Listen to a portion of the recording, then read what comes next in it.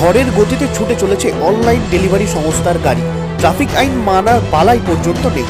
পরপর দুটি বাইকেও ধাক্কা মারে গাড়িটি। ঘটনায় বেশ কয়েকজন আহত হয়েছেন। বাইক ও ডেলিভারি সংস্থার গাড়িতে আগুন ধরে যায় বলেও খবর। বুধবার দুপুরে ভয়ঙ্কর দুর্ঘটনা যশোর রোডে। দুর্ঘটনার কারণে যানজটের সৃষ্টি হয়েছে। এদিন ভয়ঙ্কর দুর্ঘটনার সাক্ষী যশোর রোডের পথচারী ও স্থানীয় বাসিন্দারা। স্থানীয়রা জানাচ্ছেন, ট্রাফিক পুলিশকে তোয়াক্কা না করে দ্রুত গতিতে ছুটে আসছিল ওই ডেলিভারি সংস্থার গাড়িটি। দ্রুত গতিতে ছুটে আসা গাড়িটির হাত থেকে বাঁচতে অনেকেই রাস্তার ধারে ছিটকে পড়ে। বারাসাত ডাকবাংলো মোড়ের কাছে এসে পরপর দুটি বাইকে ধাক্কাও মারে গাড়িটির সঙ্গে বাইকটি আটকে রাস্তায় ঘষতে ঘষতে বেশ কিছুটা দূরে চলে যায়।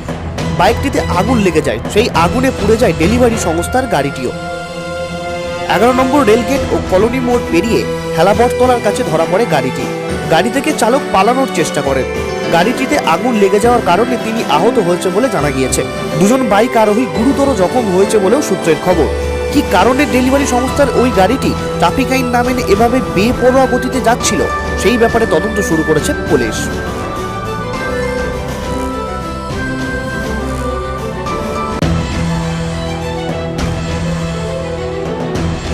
একের পর এক রহস্য মৃত্যুর ঘটনা।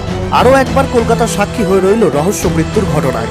পাটুলিতে ঘর থেকে উদ্ধার হলো এক বৃদ্ধার রহস্যজনক মৃতদেহ।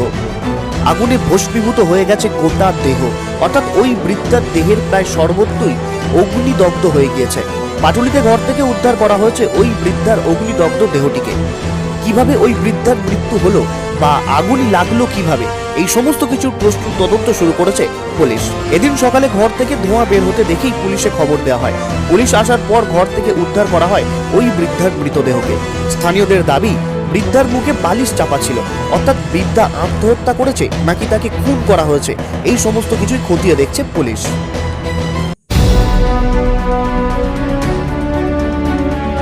দুপুর গড়িয়ে সবে বিকেল তখন শিয়ালদহ থেকে বেলেঘাটামুখী রাস্তায় বরাবরের মতো ভালোই যান চলাচল হচ্ছিল।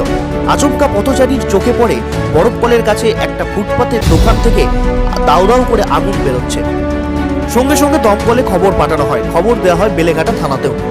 প্রথমে দমকলের 2টি ইঞ্জিন ঘটনাস্থলে পৌঁছে আগুন নেভানোর কাজ শুরু করে, কিন্তু ততক্ষণে আগুনের লেলিহান শিখা গ্রাস করে ফেলেছে আশেপাশের বেশ কিছুটা এলাকাকে।